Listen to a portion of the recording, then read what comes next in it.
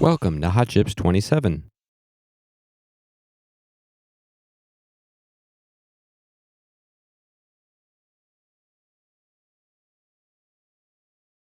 Session 5, GPUs.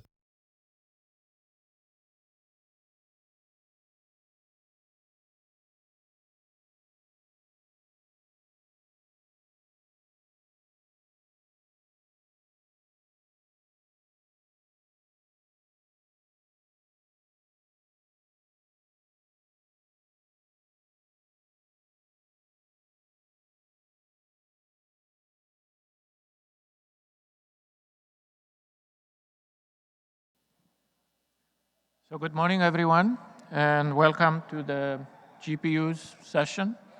My name is Stefan Russo. I'll be hosting this session today. The first paper is entitled GPUs MIAOW, an open source GPGPU, and will be presented by Karu Sankaralingam. Karu is an associate professor at University of Madison in the computer science department. His research group explores microprocessor design ideas and has developed various prototypes of these ideas and related compiler tools. So please join me in welcoming Haru.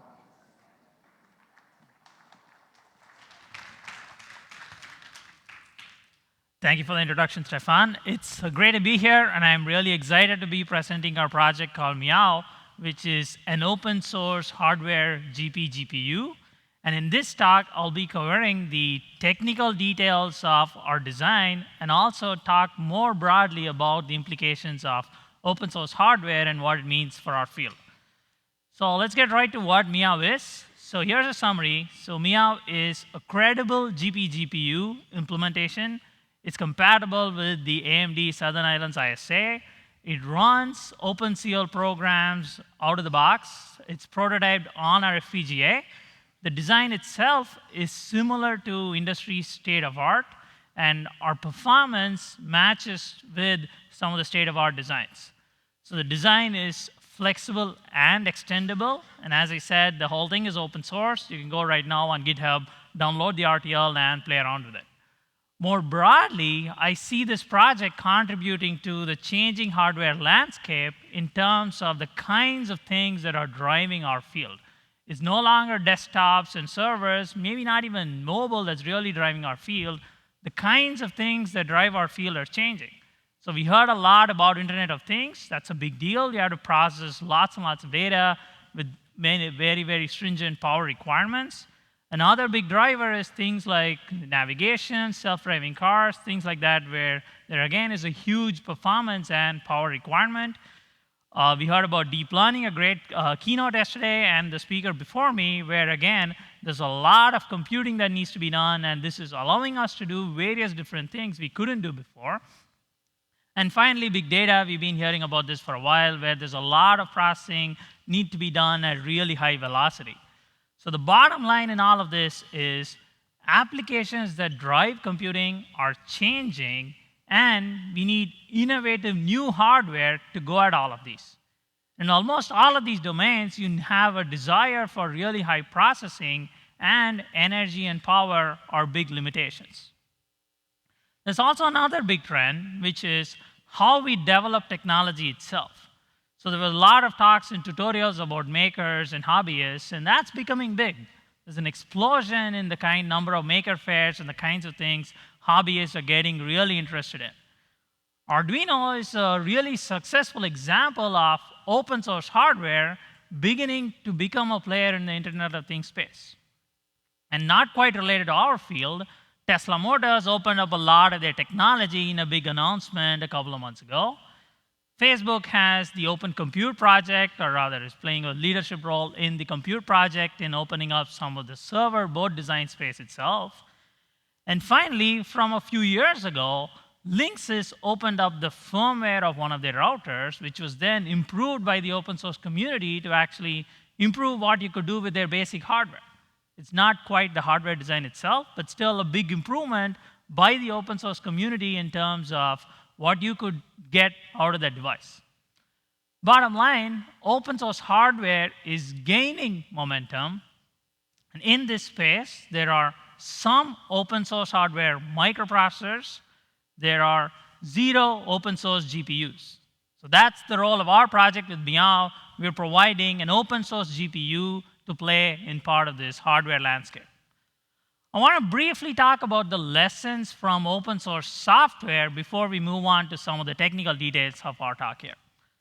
So very broadly, there are tons and tons of open source software which I classify into what I call this platform layer. PHP, Linux, Ruby, MySQL, Apache, lots of things. All of this is worth $0, okay? But there are huge industries and companies built on top of this platform layer worth billions of dollars. Facebook probably couldn't, not probably, almost definitely couldn't have gotten started if PHP wasn't already there. And you can think of many examples of Web 2.0 applications today which are built on top of all of this open source software to create huge amounts of value. Where I see open source hardware going, again, is there is this platform layer emerging. We'll hear more from the RISC-V team later on in the day. So there's our project, OpenCores. All of these inherently have limited value. I'm generalizing a little bit by calling it $0 value, but really, I see there is promise and potential for building new innovative hardware worth multiple billion dollars built upon this framework of open source hardware. That's where I see the potential of open source hardware, and we'll revisit this after going over some of the details of the work that we have done. So here's the overview of the rest of my talk. I'll spend the first few minutes going over a technical overview of our GPU design, and then spend some time talking about our evaluation, looking at performance, area, and power results of the design that we built, and wrap up by revisiting the role of open source software, rather open source hardware, and contrasting it with some of the developments from open source software. So here is a very brief summary of our ISA. As I said, it's a subset of AMD's Southern Islands ISA that they use for their GPU. And you can classify it into broadly 3 instruction classes. There are vector instructions, scalar, and memory instructions.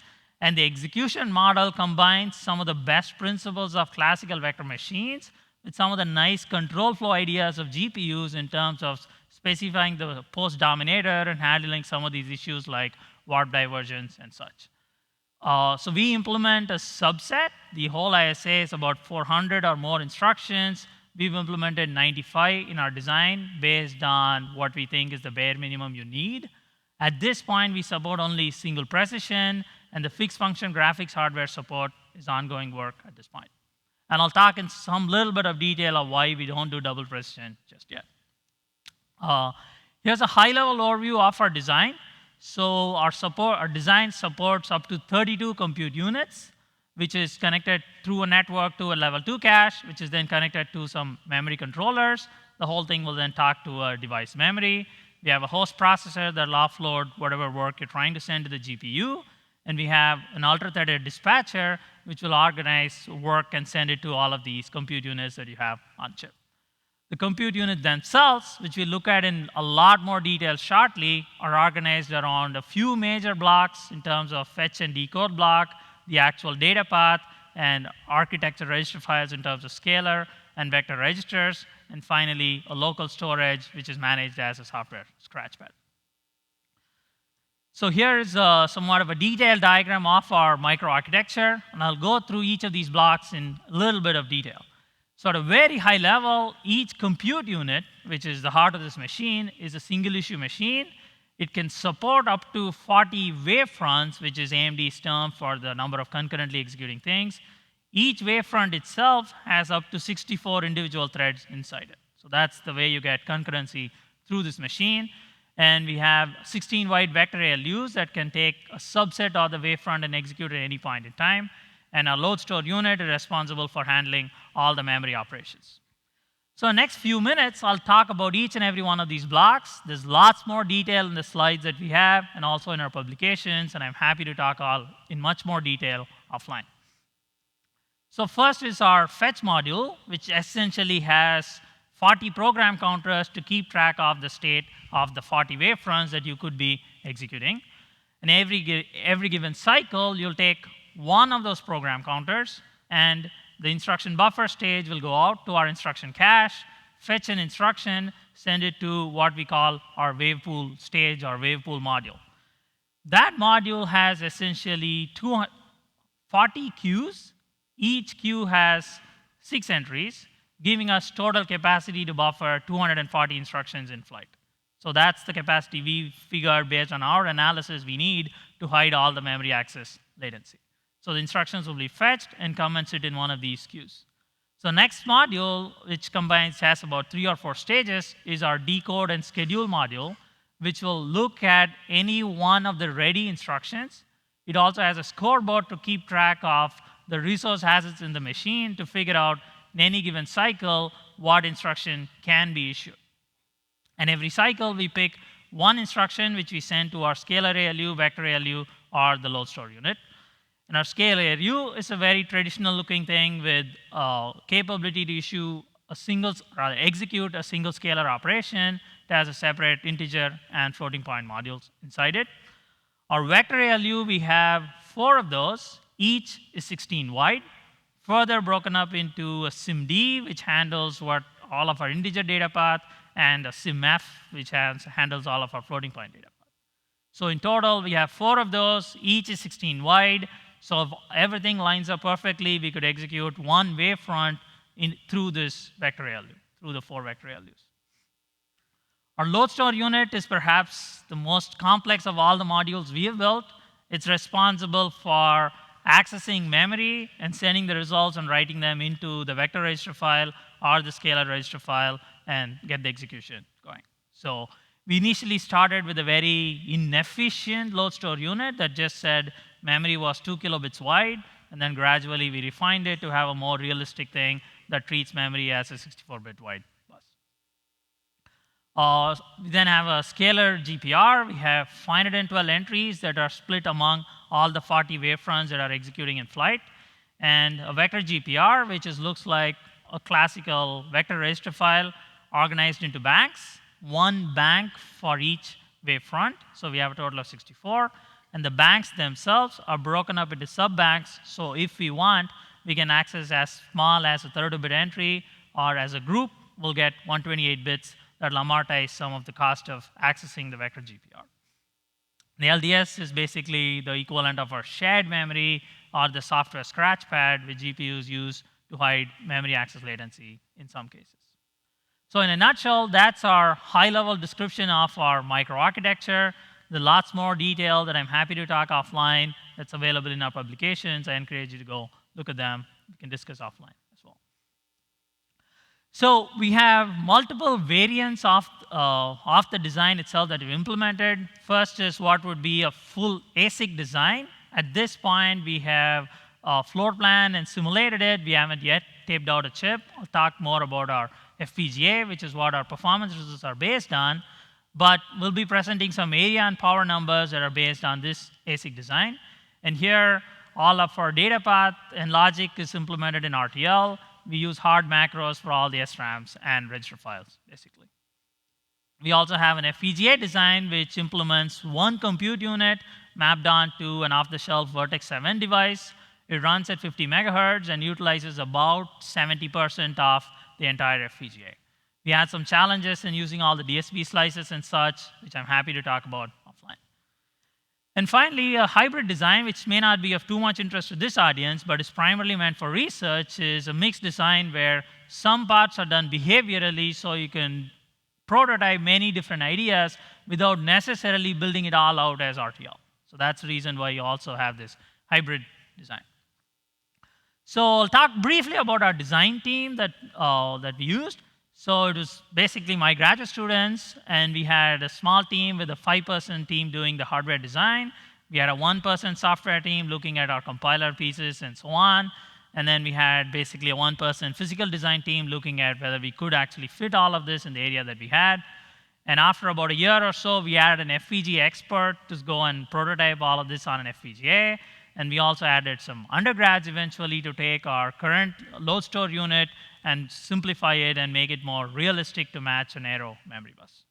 So overall, this took about 36 months. And I should emphasize here that For us, since we're an academic project, area, frequency, and hard performance wasn't really a big goal.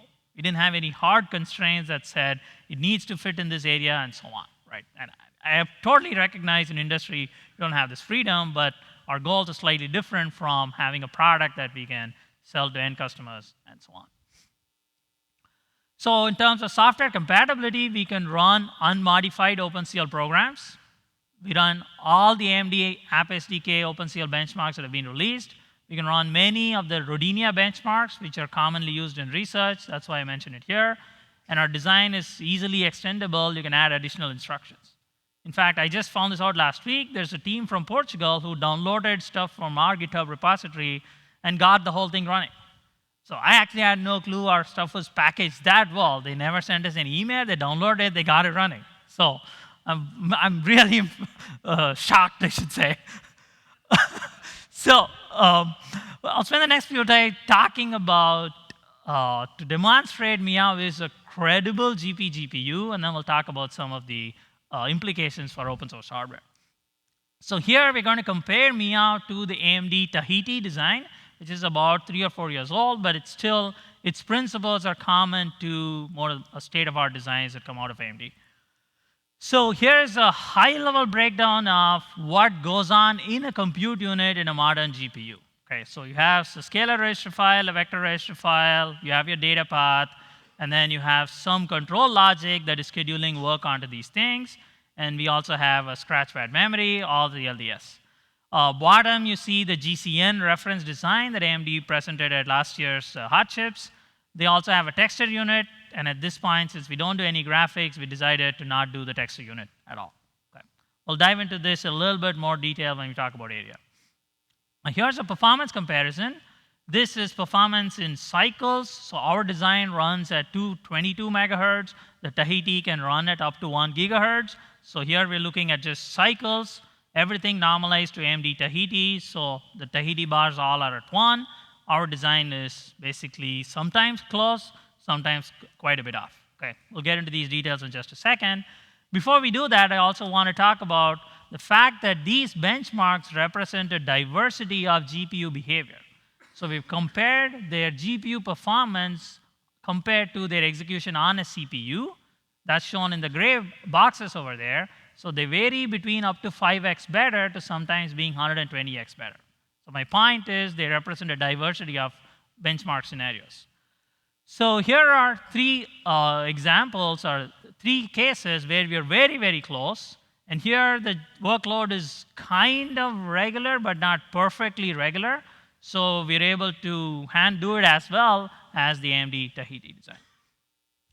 On a couple of other benchmarks, we can see that we're almost 2x worse. The reason here is we don't actually have that great coalescing support inside our microarchitecture. So we end up having to use a lot more memory bandwidth, go out to memory much more often than the AMD Tahiti design. That's essentially why we're about 2x off. And finally, this Canlar arrays is an interesting example where, because of some issues with how our compiler does its optimizations, it ends up not using the shared memory at all.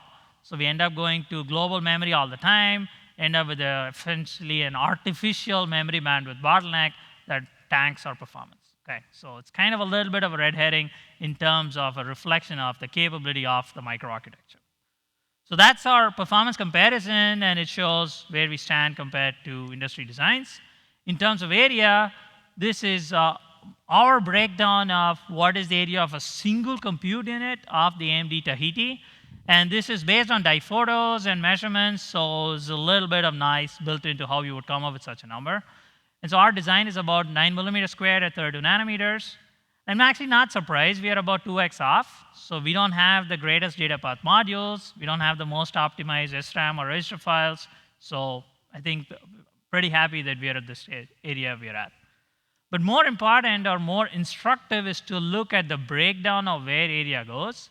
About 90% goes into essentially the functional units and the register files, which is what you would expect in a throughput engine like a GPU. Most of the other logic is about 10% or so in terms of controlling the other stuff that happens in a GPU. In terms of power, again, this is our estimate of what just one compute unit would take based on TDP and occupancy of these benchmarks. So you should take this estimate as basically a ballpark estimate. Okay. We're about 2x higher at a different technology node. And again, we haven't done a whole number of power optimizations and such. There's a lot we can do, and I believe we can get competitive.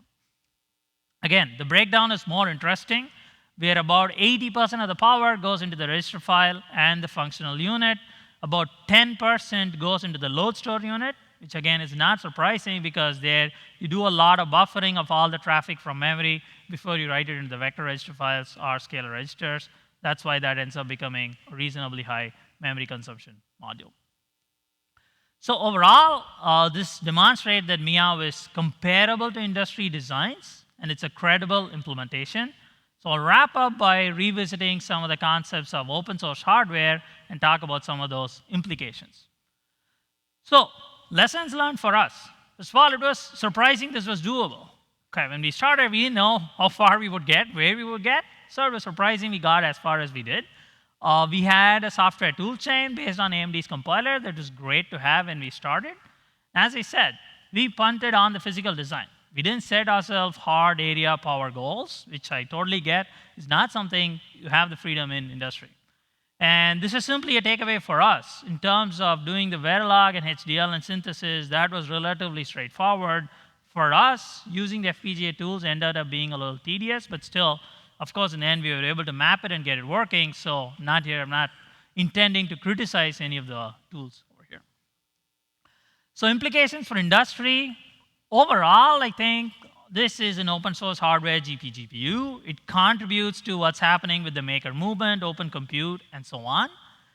Broadly, a hardware startup can benefit from MIAOW in many ways. You can start with something we put out there, take some of the pieces, use all of that instead of building everything from scratch so that from day one, you can focus on the innovative new pieces. Okay. And I'll talk briefly about IP and compiler issues which need to be addressed. So the compiler is based off of LLVM, so there are those license terms which are reasonably friendly. In terms of IP, anytime you're building something from scratch, there's of course the issue of infringement, whether you borrow from an open source project or build all of that in-house. Really, the point is, inevitably, if you're a startup, you'll have your own innovative ideas, and that's where you build the IP value. You use that to deal with whatever infringement issues that inevitably may arise. Okay? It's a longer topic. I'm happy to talk about all of this more offline as well. Let me wrap up by looking at the lessons from open source software. As I said, I view it as breaking down in terms of this platform layer, which essentially has very little value, and entire companies, industries that leverage it to build their own innovative products. That's where I think open source hardware, that's the model where we build all of these platforms, and then people can take this off and have a lot more innovation with many, many more companies building off of this, building new innovative designs. Okay. So for this to happen, we really need more people contributing to open source hardware, so we improve this platform layer. And as it gets better, there's now enough there for entrepreneurs to go and build off of that and build products using that. So to that end, it's instructive to look at why open source software became so successful or why so many people contribute to open source software. So there are lots of studies out there on what drives open source software. This is largely the consensus of what most people have arrived at.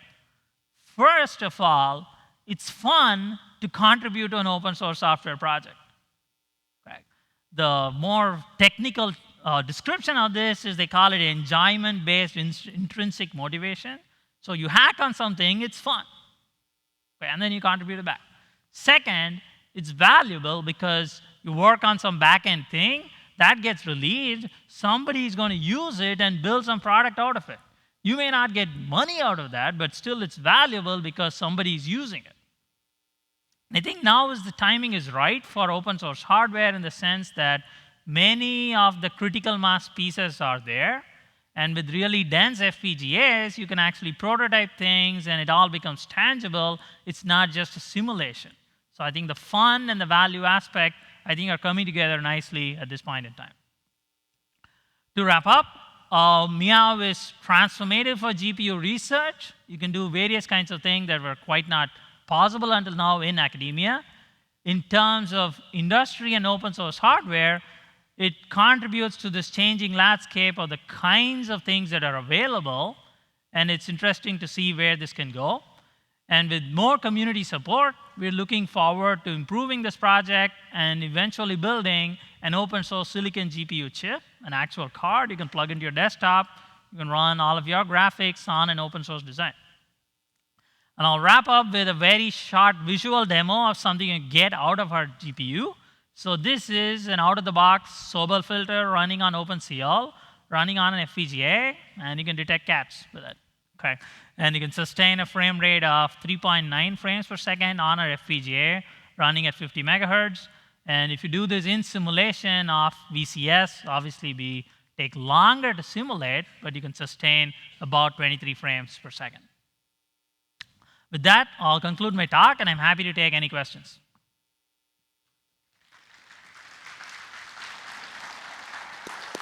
Thank you. We now have time for a couple of questions. So please step up to the microphones and state your name and affiliation, please. Yeah, Michael Daring, Wearality. I applaud the effort that you've done, and like a lot of the pieces, but in your decision not to actually implement any of the graphics bits, per se, you've done more what people in the industry call APUs rather than a GPU. Sure. Mm-hmm. And there's nothing wrong with deciding to do a particular subset, Sure. and I've actually had some interest in implementing some open source graphics sub-portions. But I was wondering, what are your plans towards that? Is anyone else working on that sort of thing? Is that something in your group's plans? Sure, that's a great question. So the short answer is yes. We are working on adding basically graphics capability to that. That is the project that all of my students are going to be focusing on right now, and we hope to have something very soon, and we are even opening it up to more people contributing if they want to develop it along with us. So I don't want to give you a time frame of when it'll be ready, but I'm hoping we can have something in 4 to 6 months with an actual graphics pipeline. The reason we didn't do it to start off with, very briefly, is simply to do all of the graphics, you need good domain knowledge on the graphics itself, and you need a hardware design team. We wanted to get going quickly, so that's why we decided to make this decision to not do the graphics first. Does that answer your question? Yes, thank you. Yeah. On the left, please. Harshit Khaitan, Google.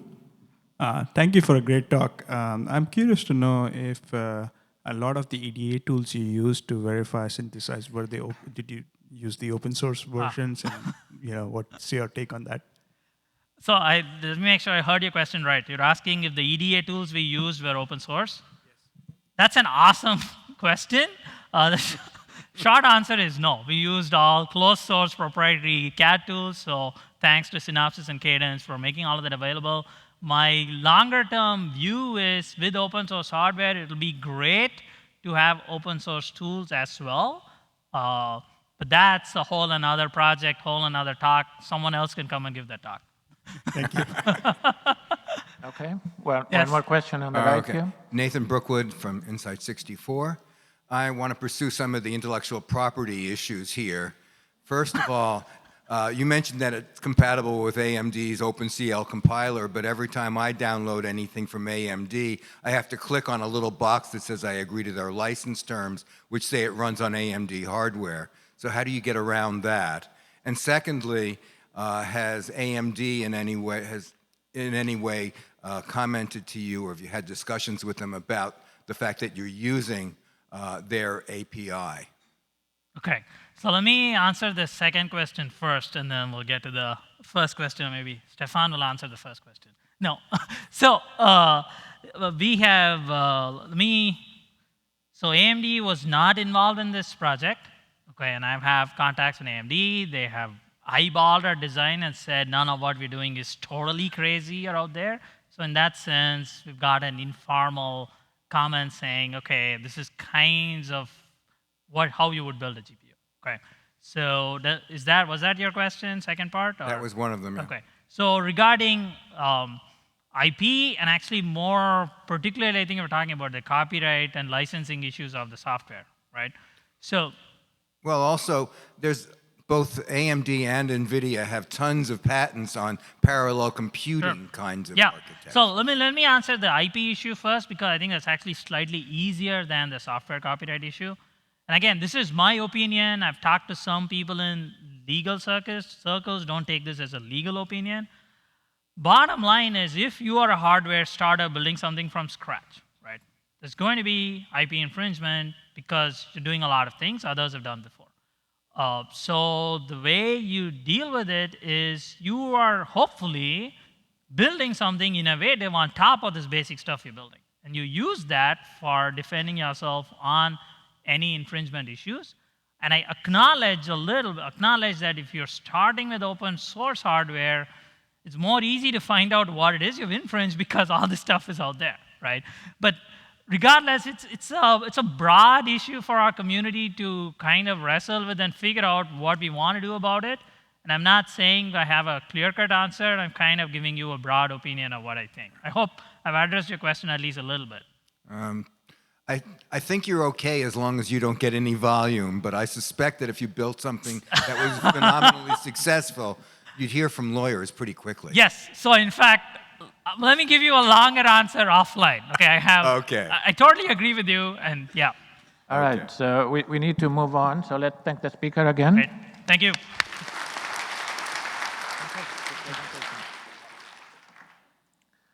Our next paper is entitled AMD's Next Generation GPU and Memory Architecture, and will be presented by Joe Macri.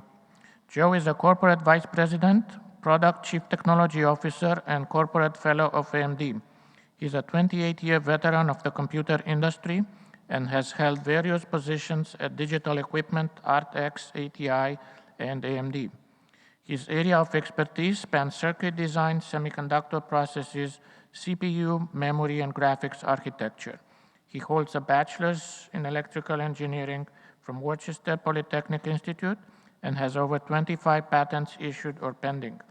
Joe is also chairman of the JEDEC DRAM committee and vice chair at large of JEDEC board of directors. So please join me in welcoming Joe Macri. Good morning, everyone.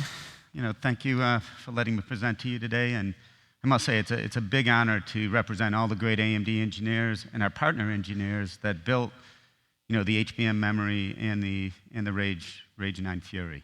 This project was, probably the longest project I ever worked on in my career. We spent over 8 years coming up with the high bandwidth memory, how we would use it, and eventually we put it into a product, and that's what we're going to chat a bit about today.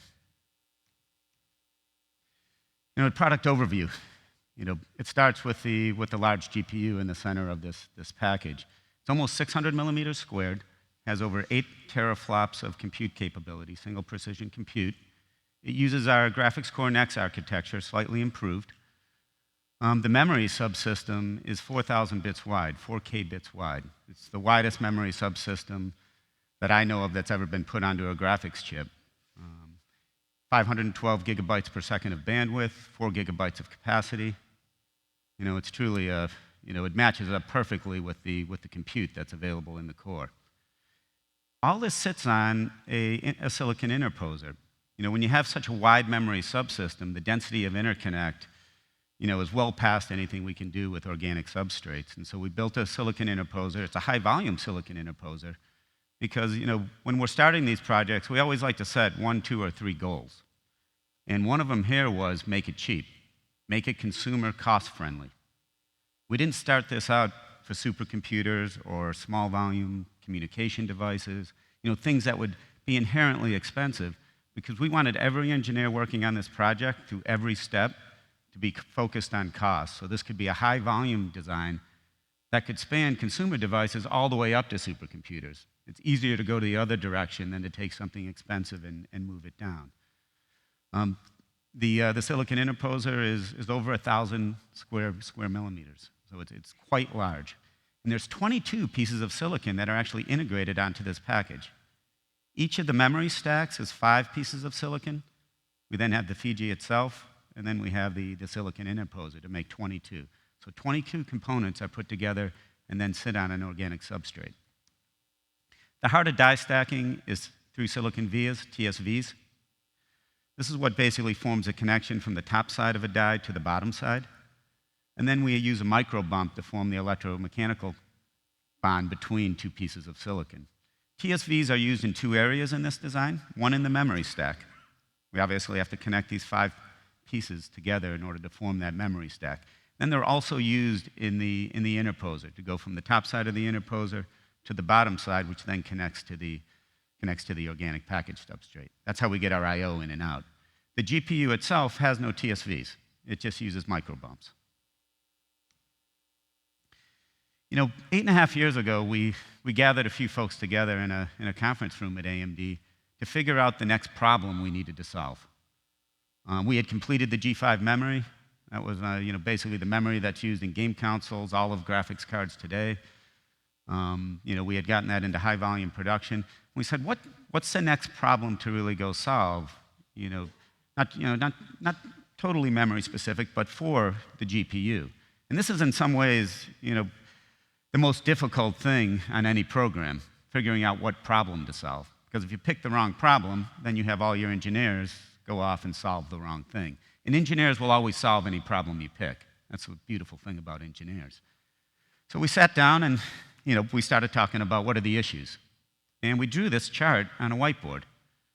We started with, well, if we take lithographies that are going to be coming up, architectural techniques, techniques for compression, techniques for caching, right? What would that compute unit, the compute capability of a GPU as we projected 2, 3, 4, 5, 6, 7, 9, 10 years out, become?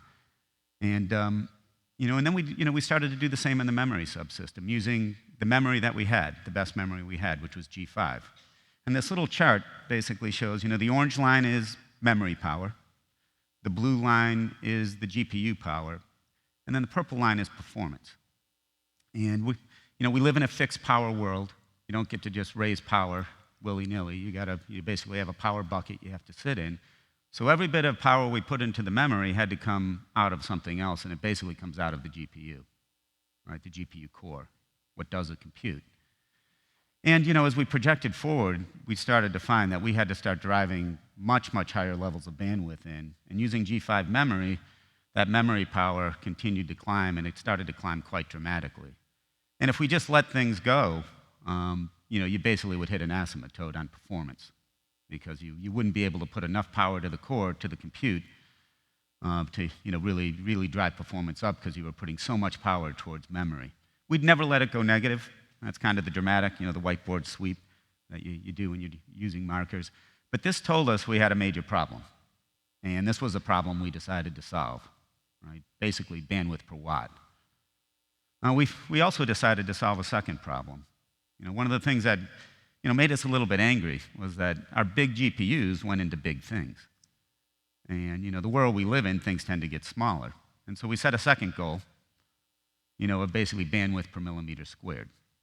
And so 3 high-order goals for the project: bandwidth per watt, bandwidth per millimeter squared, and then keep it cheap, so we could actually launch this in consumer and bubble it up towards supercomputers, not the other way around. And I always like to say, never more than 3. That way, middle of the night, no one can, even if you go mess up your priorities, you're still going to nail one of the big ones. So we took a long time to do this. We weren't just playing with PowerPoint, right? There's real engineering here.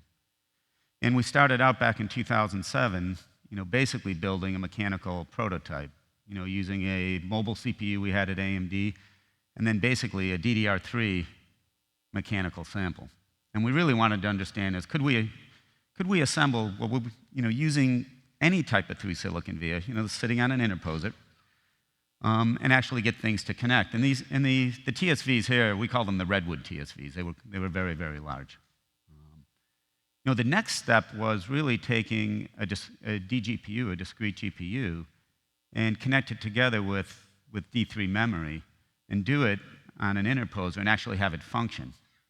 This is when our partner Hynix, we really started working very closely with them. They provided the G3 stack DRAM. There were 2 DRAMs for the 2 stacks that are on this design. And then we used an AMD GPU that we had, in some white space, built the ability to lay down the micro bumps that would connect to the G3s. And we got this thing working, and it actually functioned. And we built, for both these, small numbers in the hundreds. We didn't go crazy. It was really just going and saying, is this path worth following? The next thing we did was, we stopped worrying about, building something that could actually function, and now we really started to focus on, can we build fine-grained TSVs? Can we make them reliable? Can we assemble everything? Can we come up with assembly flows and test flows that would actually allow us to do this, in a cost-effective manner? And we took a GPU that was about 350 millimeters squared. We got, basically daisy chain, DRAM dummies that we were able to place down, and we could start focusing on, reliability. We did things where we knocked out ESD, knocked ESD way down. Could we assemble and not blow things up? Got those test flows going. And then we went to something much, much larger, because the interposers we were going to have to build were actually going to be bigger than the reticle. And so we went to a much larger interposer. The chip in the center is actually 4 discrete graphics chips. We just didn't slice them up. So that's actually 4 copies of the same chip. And then we have 4 sites for what would become HBM. These were actually HBM dummies that we received from Hynix. The interposer itself was built at UMC. And then we had assembly houses, ASE and Amkor working with us on these assembly flows. Through this, we were able to start achieving very, very high yields. This was really the gate that said, from a business side, we could actually take this to production. And our yields, for these 2 designs here were greater than 95%. And you actually have to even get better than that, when you want to get into the higher volume. But we had hit the gates that said, okay, all of our pieces, all of our test flows, all of the things we need to assemble a real product are now really, really possible. And then the last thing we did was basically built a replica of the R9 Fury, right? A very massive interposer, a very large chip, almost 600 millimeters squared. Everything was basically exact to what we actually have taken into production. This was the real interposer, so it was the exact interposer design that we used. And again, we were using these daisy chain HBM stacks. We weren't using live stuff. HBM, we did do some prototyping using a Xilinx chip to talk to HBM just to prove that the memory, to help Hynix make sure that the memory was functioning properly, working properly. But the next real point was the R9 Fury. And this came together very, very quickly. When we got all the pieces into the lab, we were very quickly up and running. And, time to market in the graphics industry is very, very fast. Now, the high bandwidth memory itself. So this is a true 3D design. We're no longer designing in 2 dimensions. We're now designing also in the Z dimension. An entire stack has 1,024 signals. It's actually broken into 8 channels of 128 bits each. And the data block size is 32 bits, so it's a 2-bit burst on a channel. There's 8 banks on each channel. And these orange slices are actually the storage nodes. And there's 2 channels per storage node. And so TSVs connect all the vertical signals together to form the 8 channels going vertically through the die. And then they sit on a logic die. And the logic die provides a couple of functions. It has test functions. It has redundancy. We don't want to count on every single TSV being perfect, so we can go basically program around bad ones. And then it also provides a redrive over to the GPU, which is that purple section on the right. And we really want those 2 PHYs to be as close as possible, because the one downside about a silicon interposer, a passive silicon interposer, you don't have any transistors in it, is that it's quite lossy. And so we want to keep them very, very close together. Now, that entire memory stack, including the logic die, is built in a DRAM process. And this was another sub-goal of the program, was keep this thing so we can take it high volume, not just from our point of view, but also from our partner's point of view. In a DRAM company, very often they don't have logic processes. So you want to design everything so it can sit in a DRAM process, so that they have full control of the supply chain and can go to high volume at very good cost effectiveness. So that was a key goal. Now, you'll see in this little cartoon drawing that they're actually a delta in height.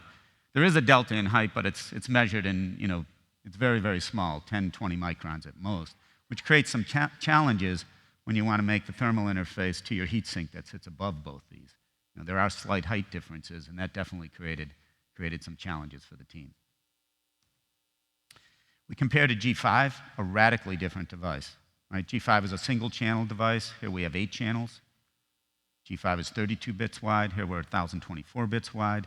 But the biggest delta between the two designs is really the clocking interface.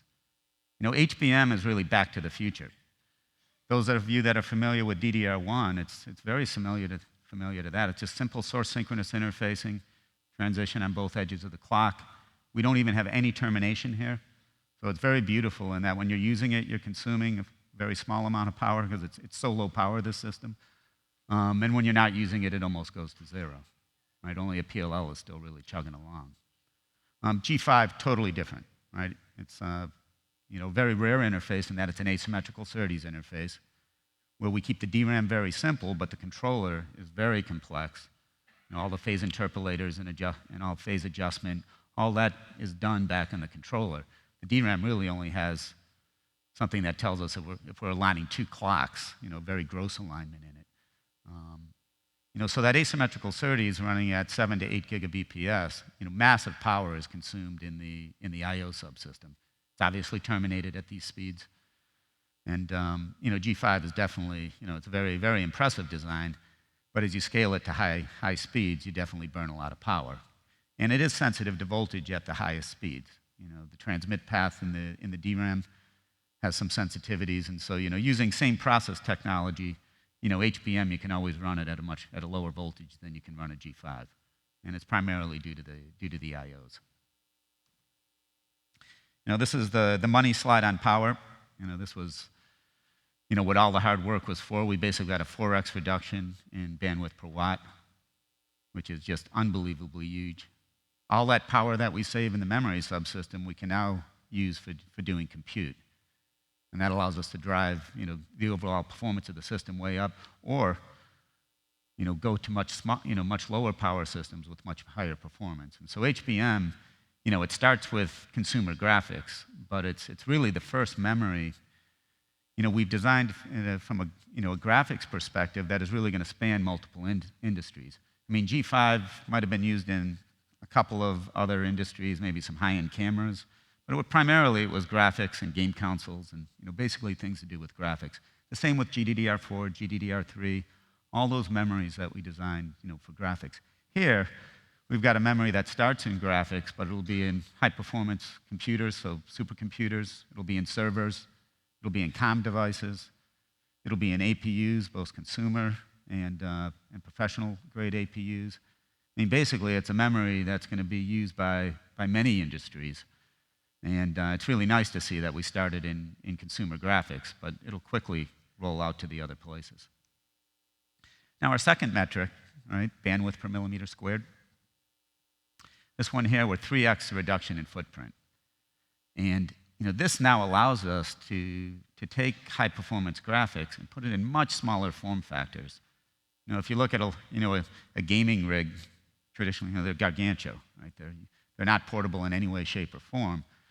You know, we can take this design and actually put it in a laptop. We can take this design and put it in very small form factors. And we've, you know, and we can take high-performance graphics and bring it where we never were able to before. So size, you know, was another, you know, we hit that metric, I think, also very well, that 3x number. Now, the architecture itself of the Rage 9 Fury, the graphics core. This is our GCN architecture, but we did improve it. We basically have 4 engines with 16 compute units each. We could basically do 4K ops per cycle, 256 textures. We have 2 megabytes of L2. But the architectural techniques that are different really from the previous generations using GCN is we've done color compression. This, you know, depending on the program, this could be worth, you know, basically over a 10%, you know, memory bandwidth reduction. And you never really have enough memory bandwidth. I know we have a ton here, but the simple reality is things are bursty in life. And so when you need memory bandwidth, you want to have as much as possible. Tessellation redistribution. One of the things we found is that if we do a better job distributing the work across the four engines, we could get far more throughput And so we basically did, that was what we really changed around tessellation. We do have I/O virtualization, so this you can run virtualized code on this, either games or compute. This is an async architecture, which is really neat in that there's a dispatch unit for each of these engines, and we don't have to wait until the engine is done with a task. As the compute units in it free up, we can put more work in. And so it's really it's asynchronous in nature, and this works really nice when you have a lot of small tasks to do, or when you have a big task and you got the tail and the head, right, where you got the ramp up and ramp down. So we get more throughput with this method. And then lastly, we have basically the ability for the GPU to dispatch draw calls to itself. Typically, the CPU does all that. But now we can do that from the GPU itself, and we could use this to basically, one of the great uses of it is to find out things that we don't have to do, so we can throw away work that doesn't need work done. 28 nanometer TSMC process, and a big focus on performance per watt, and a big focus, and improved clock gating and other techniques in the design, helped us get there. But also a big hunk of it was that memory subsystem, right? That really helped move the needle. Probably, if you looked at the overall design, 75% of the performance per watt improvement was due to memory, 25% was due to other architectural techniques and implementation techniques in the design. Compared back to our previous generation, what we called Hawaii, or the 290X, big improvements in compute, 1.4x, bandwidth, 1.6x, texture fill rate, 1.45. The die area is 1.35. You always want to keep that one small. The most impressive number here, though, is really the flops per millimeter squared. This is not our, we've done so many 28 nanometer designs at this point. Almost everything had been polished out of the implementation style. But we really squeezed the team hard on doing better here. And a 5% improvement on a 28 nanometer design that is our, after doing many, is in some ways the most astounding number out of this whole column here. So what happens with size? Well, we get a massive reduction. We now have graphics cards that are just 7.5 inches long versus over 11 from the previous generation. When you're small, it actually makes sense to water cool. All right? It's, you can take advantage, water cooling is great when you have high power density. Water cooling also gives you very low acoustics, but it gives it also a nice effect on keeping your die at a nice low constant temperature. And this helps overclocking in a big way. These high-end graphics cards, people push them as hard as they can. Performance, people always like to talk averages, but I always look at mins, because that really gives you your, the feeling of the game. And here we're staying, approximately within about 10-12% of our average. So this gives a nice smooth play, and this is really designed for 4K. And this is Far Cry with its 4K Ultra setting. So this is meant for, highest resolution, displays. This card here, though, is the one that I find most impressive. We call it the Nano. We bring, you're about 250 watts when you're on that water-cooled version. We bring the power down to 175. The form factor shrinks even smaller to about 6 inches. It's air-cooled. It's almost double the performance density, almost double the performance per watt of the previous generation Hawaii. Right? Hawaii was like a 250 to 300 watt design. This is actually faster at about half the power. And you can see we're getting about 75 to 80% of the power of the water-cooled version. And when you look at performance per watt, the Nano just blows things out of the water. And this is all enabled, we're basically bringing voltage down, right? But because the HBM memory subsystem is using so little power, we're able to keep things, the ratio of memory power to core power stays in a nice sweet spot. Where with G5, you really got to bring the frequency of G5 down to knock the power out. Basically this technique just doesn't work very well. You end up with the memory subsystem consuming a higher percentage of power when you try to play the voltage game. So, HBM allows us to do things, in a small form factor, lower power space than we've ever been able to. And this is how this design can now, the highest end graphics design can now go into a portable PC, for example. This is what we call Project Quantum. There's a nice write-up, I think, in PC World today on this, where they do a whole teardown. This design, it's about 10 inches square, about that high. The top is actually the cooling unit. So this is basically a radiator in the top, and then through the central spline, we bring the water pipes. And there's actually two Rage Furies in here. There's two of those and a high-performance CPU. So we have almost 17 teraflops of graphics compute power, single precision compute power in this box. This is really the ideal design for virtual reality. At AMD, we figured out how to apply 1 GPU per eye. This is the most powerful design we've ever done at AMD. Especially when you look at performance per cubic centimeter. It's absolutely amazing. Very, very beautiful. I'm Italian. Aesthetics are elegant, simplicity, beautiful things. They all tie together. And so this design really represents a wonderful piece of industrial design. Take a look at that write-up. I think they've done a great job doing the teardown and showing how we managed to pack all this in here. And then to boot, it's very, very quiet. This is the first use of HBM. It's not going to be the last. This is what we call HBM1. There'll be HBM2 just around the corner. So you'll start seeing other companies and other designs out of AMD come out with the second generation HBM. But this is really setting us on a new path. And it fits everything that we need in the future. More performance per watt, smaller form factors, the ability to hit many market verticals. No longer just focused on graphics. You'll be seeing this hit just about every place you see compute. And there'll be potentially other versions of die stacking and other uses of die stacking coming, but it was really nice, doing it first in the consumer world, and then we'll take it to the more expensive parts of the world. Thank you very much.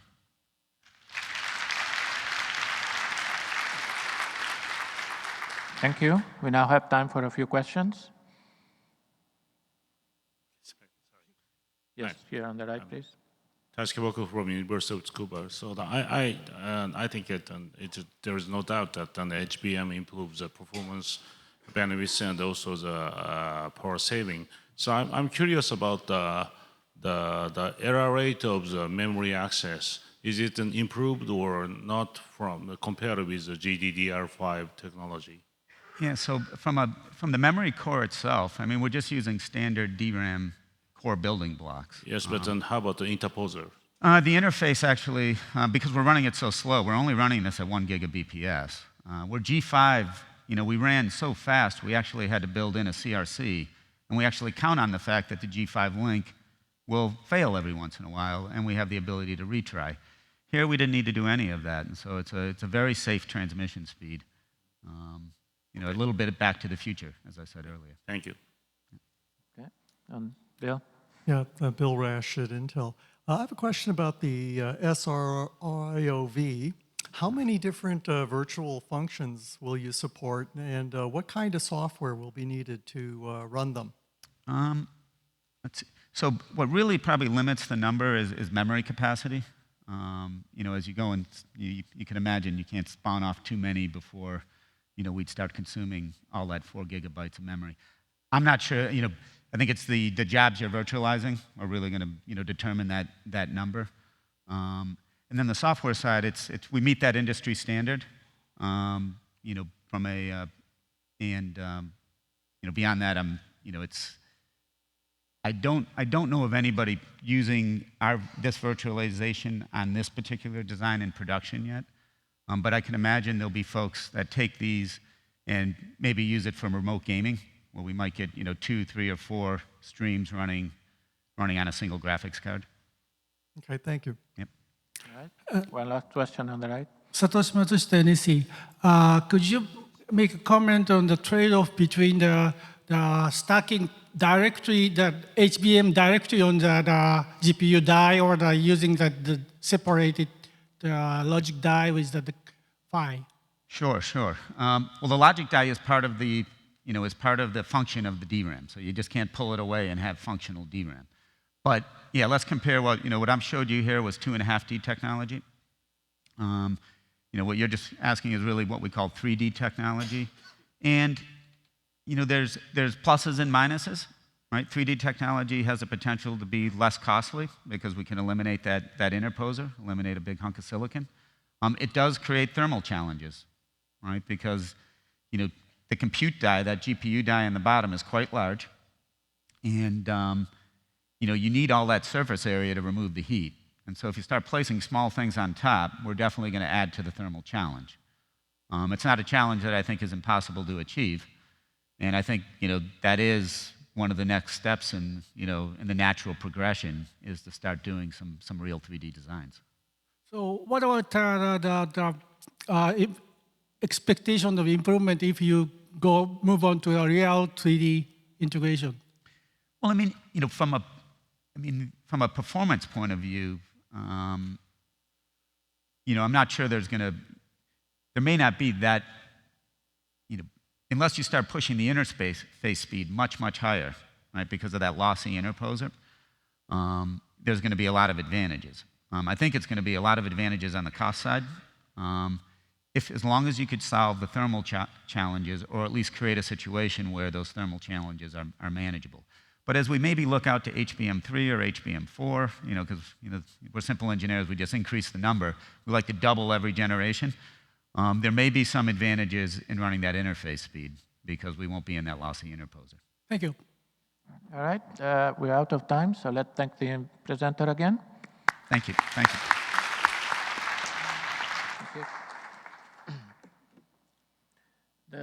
The next paper is entitled the ARM Mali-T880 Mobile GPU and will be presented by Bratt. Ian is a senior principal engineer at ARM working on the Mali GPU family. He has been granted 17 patents in the field of cache design, cache coherency, and on-chip networks. He holds a master's degree from MIT. Please join me in welcoming Ian Bratt.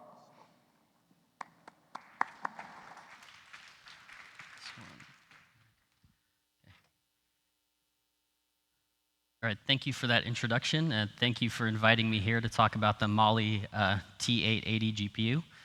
I'm feeling a bit inadequate talking about our small GPUs after that last talk, but we'll see how it goes. So everyone here is familiar with ARM CPUs and the ARM business model. What you might not know is that ARM licenses lots of different IP. In particular, under the Mali brand, we license media IP, display controllers, video processors, and GPUs. So this slide talks about the success of the Mali GPU over the last 4 years. So our partners shipped in 2014 550 million Mali GPUs, and 2015 is shaping up to continue this trend. We're in over 35% of smartphones, over 50% of Android tablets, and 75% of DTVs. So I'm going to give you a brief overview of the Mali-T880. So the T880 you can expect to see in consumer devices this year. In order to understand the architecture of the T880, I'm going to give a brief overview of the rendering flow. Then we'll dive into kind of the internals of the GPU, first starting at a system level and then diving into the shader core. And then we'll talk about how that enables scalability of our GPUs. I'll then talk about 3 different bandwidth saving mechanisms that the ARM Mali GPU supports. Okay, so the T880 it's targeted towards mobile phones, tablets, and set-top boxes. This is an evolution of the Midgard architecture. So the Mali Midgard architecture was introduced with the T600 series. That was followed then by the T700 series. And today we're talking about the T800 series. It's a unified shader architecture, which means internally there's a programmable engine that's capable of running both vertex shading and fragment shading programs. It's a unified memory architecture, which makes it easier to share memory with other components within the SoC. The rendering flow supports deferred rasterization, and the T880 has basically improved energy efficiency and performance over the Mali T760. The T880 is scalable from 1 to 16 shader cores, and it comes in 2 variants, the T860, which has 2 arithmetic pipelines internally, and the T880, which has 3 arithmetic pipelines. And we'll talk about the arithmetic pipelines in the shader core later on in the talk. We've added 8-bit, 10-bit YUV support, and we support the standard APIs, GLES, OpenCL, and we have planned support for Vulkan, which is the new low overhead API. Okay, so a real quick background on 3D rendering. So 3D rendering is often broken into two phases. There's a geometry processing phase and a fragment processing phase. And I'm not a graphics expert, so please don't repeat anything I say here. But at the highest level, geometry processing, you're operating on primitives in 3D space. So maybe running a shader per vertex. In the fragment processing phase, you're operating on, this is when you generate the final pixel color, so you're operating on fragments. So what Mali does is we actually have a third phase that sits in between the geometry processing phase and the fragment processing phase called tiling. And what tiling basically is imagine you have your final render target, your final screen. You divide the screen up into tiles or bins, and then for each tile, you create a list of primitives that could contribute to the final pixel color of that tile. And so the reason you do this is that then during the fragment processing, when you schedule tiles for rendering, you can take advantage of screen locality and reduce frame buffer bandwidth. So Mali has this tiling phase in between in order to save bandwidth. The implications here is that when you actually do the fragment processing front end might read through some list of primitives while it's rendering that tile. So the next step in tiling is what's called hierarchical tiling, and that's what the Mali-T880 supports. So rather than having just a single bin or tile size, we actually have a hierarchy of bins. So here I have my 3D scene on the left, and then I have three hierarchies of bins where the rightmost is the coarsest hierarchy, so this is a large bin. Here I have a medium bin size, and then here I have a small bin size. And the idea behind hierarchical tiling is that you place the primitive in the bin, the smallest bin which fully encapsulates that primitive. So for example, this large primitive will end up the list corresponding with this bin. Similarly, this green triangle here will end up with the list associated with this bin. And the small red triangle, of course, with this small bin here.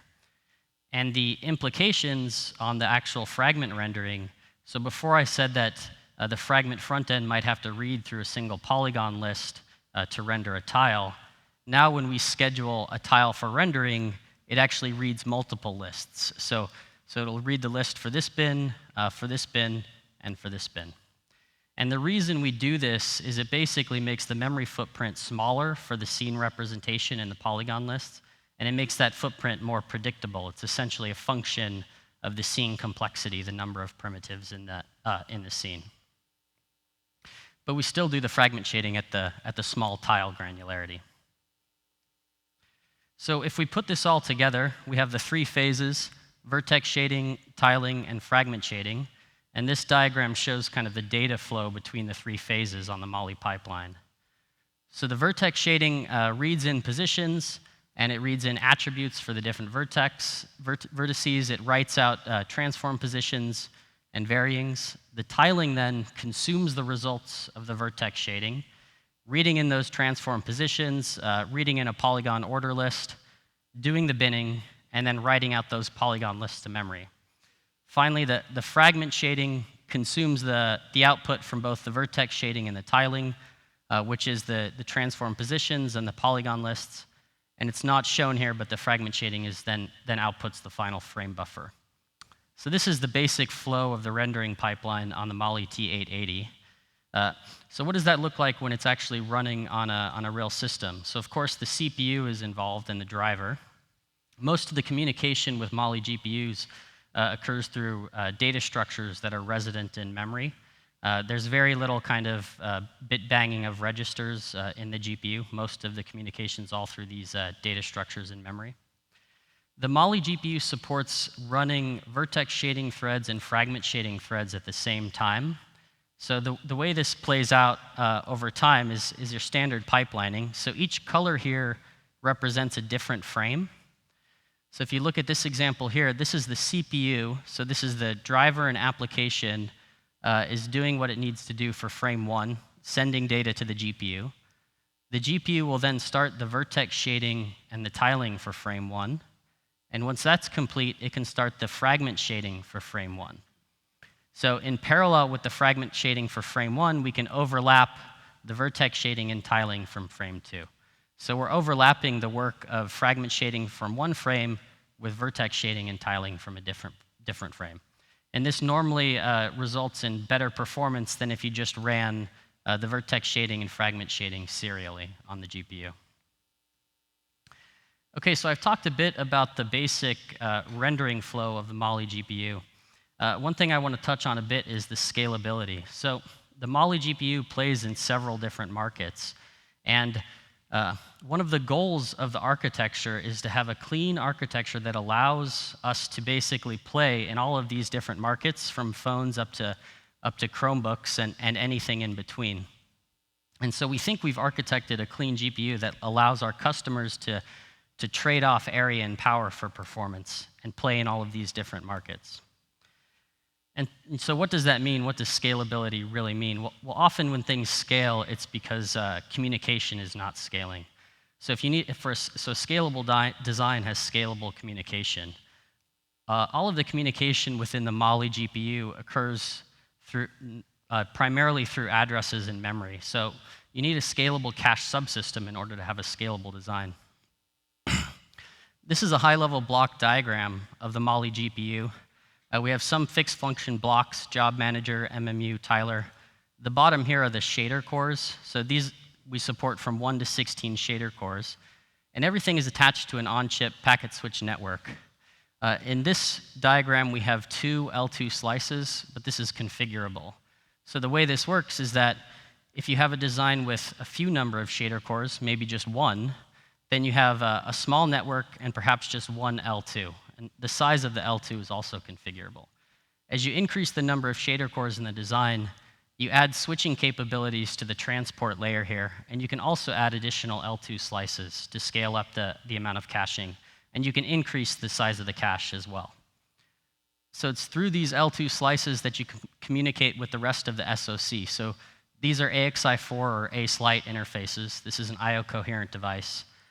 The max size of each L2 slice is 512 kilobytes.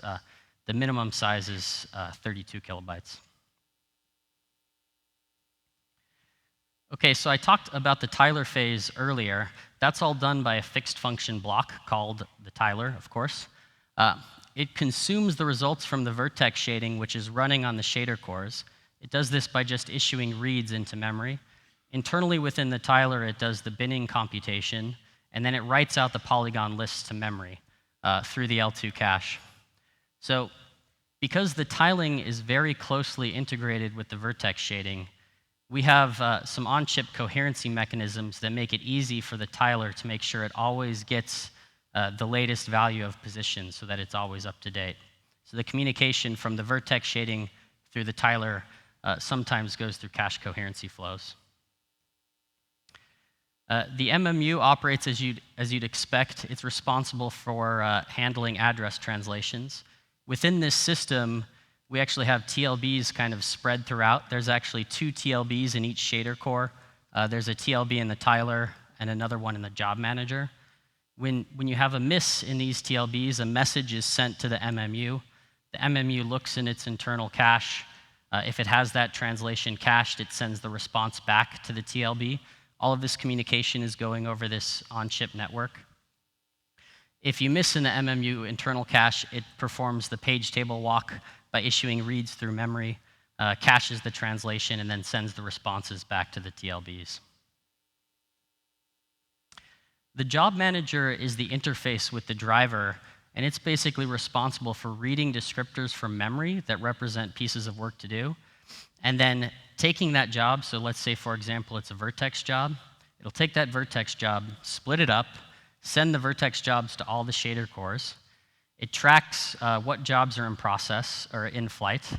Once a job is complete, it knows which jobs were waiting for that so it can kick off new jobs. So it handles both splitting up jobs across the shader cores for load balancing, as well as inter-job dependencies. Okay, let's talk a bit about the shader core. The shader core, like most GPU internals, is a collection of fixed function blocks together with a programmable engine. The programmable engine here is something we call the tri-pipe. It's a threaded architecture. It's highly latency tolerant. And it's composed of 3 types of pipelines. We have a texturing pipeline, we have the load store pipeline, and then the arithmetic pipeline. And the fact that there are 3 of these is the main feature of the T880. The T860 has 2 arithmetic pipelines. Within this load store pipeline, there's an L1 cache, and there's also an L1 cache, of course, within the texture unit. Everything that's read into and out of the shader core all comes through memory. So data structures from the tiler, textures, frame buffer writes, and geometry data. All right, so what does vertex shading look like? Vertex shading is simpler than fragment shading. Basically, the compute thread creator, a fixed function block here in the top, it will receive a job command from the job manager. It will create threads, which are then sent down to the tri-pipe where the shader program will execute. So here it will read in positions from memory, it will do the proper transformations and calculations, and then write those positions out to memory.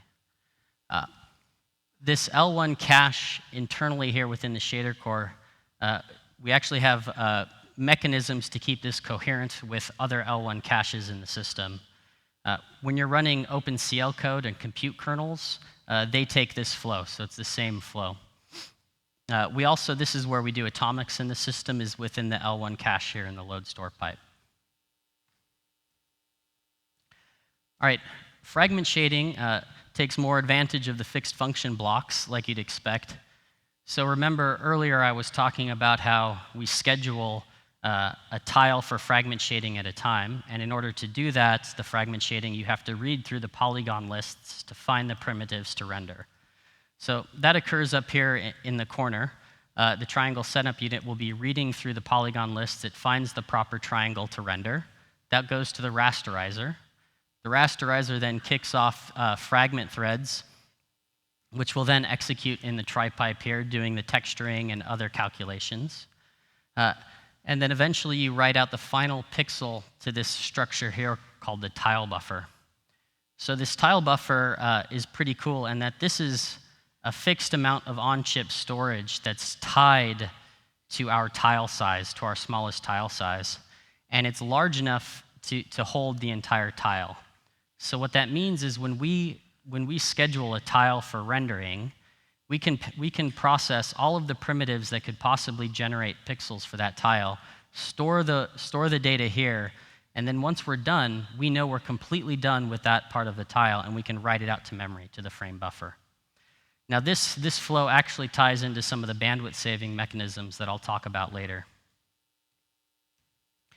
So a little bit of info about the arithmetic pipeline and the ISA. The Midgard ISA is a SIMD and VLI. It's a VLIW architecture. We call it VLIW plus SIMD. So within each instruction, you can have SIMD instructions or scalar instructions or both. We have 3 vector units and 2 scalar units. And like I said before, it's a highly threaded, barrel threaded architecture. So you'll kind of see, over time, you'll see thread 1, thread 2, thread 3, thread 4 running through the different threads. The Mali GPUs were built from the ground up for power management, as you would expect from a GPU that ends up in mobile devices.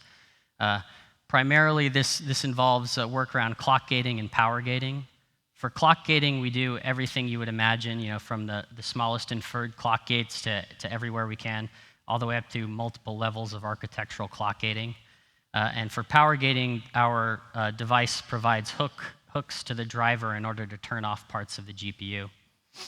And of course, you can integrate, our partner is able to integrate our GPU with their own DVFS schemes or with some sort of on-chip power controller.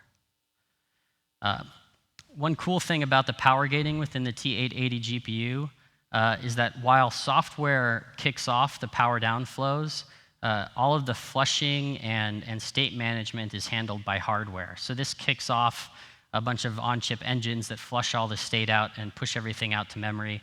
It also flushes the L2 cache once all of the L1 caches have been flushed. And this basically simplifies the flow for turning the GPU off, since software doesn't have to execute a bunch of manual flushing work. And it also just allows the GPU to turn off faster, which is, of course, better for power. OK, let's talk a bit about bandwidth. So this graph is talking about the power spent in the DRAM and the PHY for a mobile GPU, for particular for LPDDR technologies, as a percentage of the total SoC budget. So in mobile devices like a phone or a tablet, there's some power budget for your SoC, and it's limited by the form factor. And we're not really seeing that change from device to device. And what we see from this graph is that on the x-axis, we have sustained bandwidth, and the y-axis is percent of total budget. So for LPDDR3 technology, if you're operating at this point here, let's say you have a sustained bandwidth of x, then everything above this is power that can be used for the rest of the system. That's GPU, CPU, everything. Now let's say we go to some next generation process and we go to LPDDR4, and my GPU is running at twice the speed. Well, that's great, the GPU is running at twice the speed, but that means its sustained bandwidth is 2x, and I'm operating out here at this point.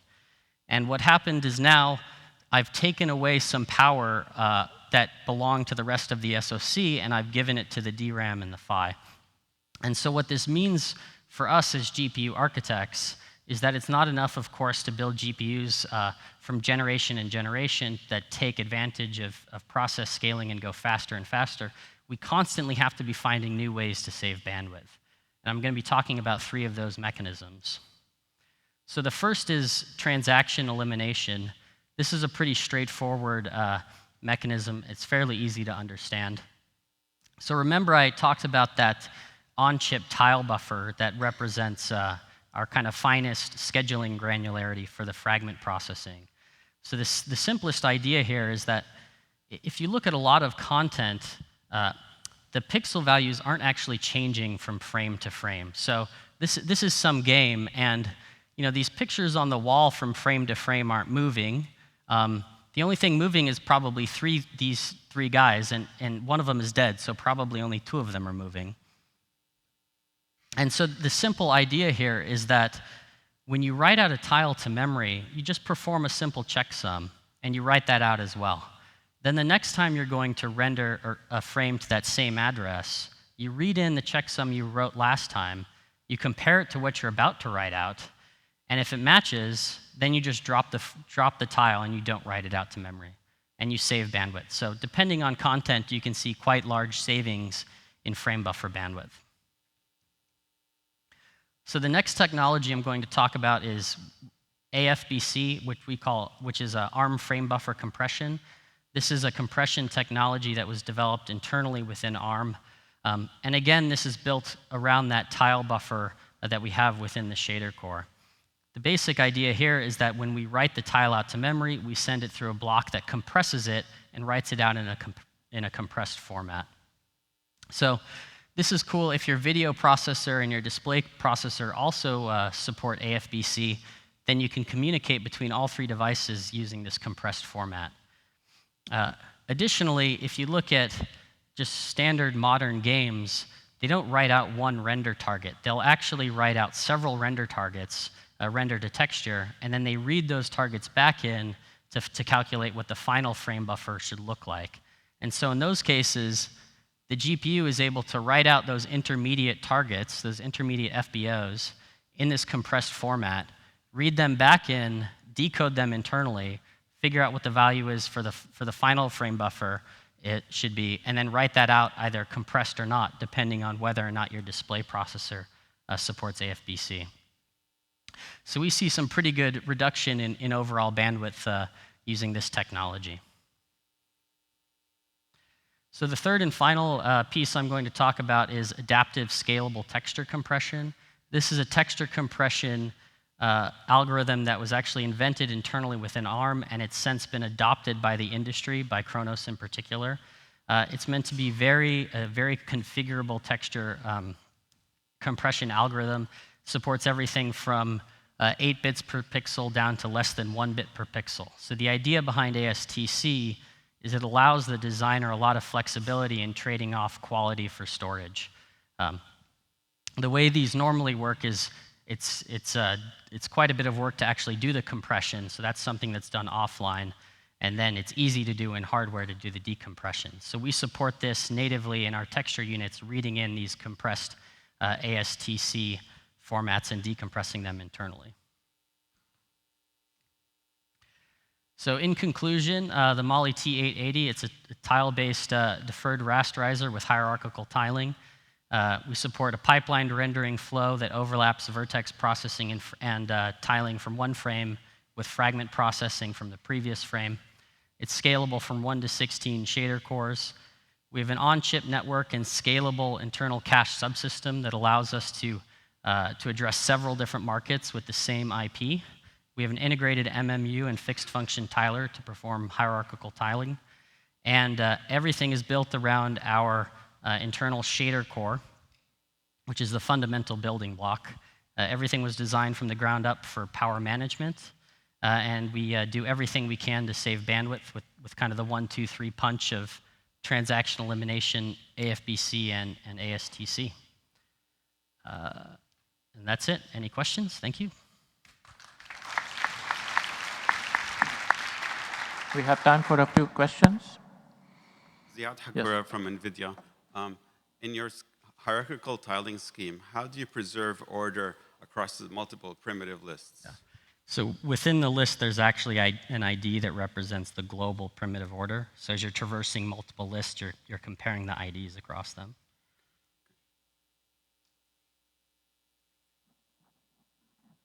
Okay. I have one question. When can we expect to see this in consumer products? Before the end of the year. Okay. Good. So let's thank the speaker again.